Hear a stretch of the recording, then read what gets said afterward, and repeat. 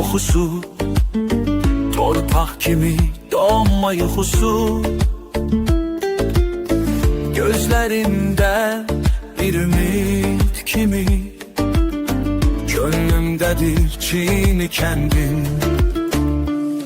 Çörək qoxan həyətlərdə uşaqlığım keçib səninlə.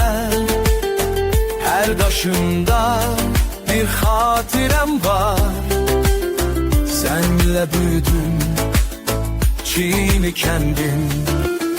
Çini kəndin, ucalarda adın, gözlərində işığın, qəlbimdə adın. Səssiz axan çaylar, dumanlı dağlar, hər xatirə sənlə dolu.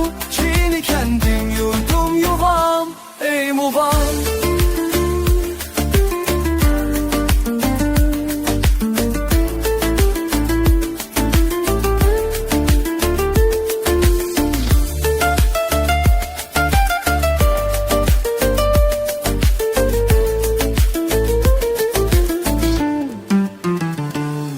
Sənə könül verən bir erşən deyil,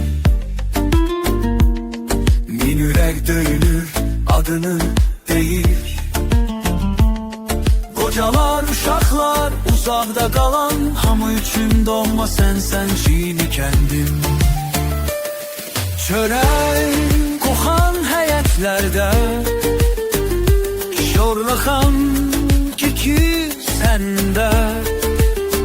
Hər qaşımda bir xatirəm var, sənlə bölürüm Çini kəndim.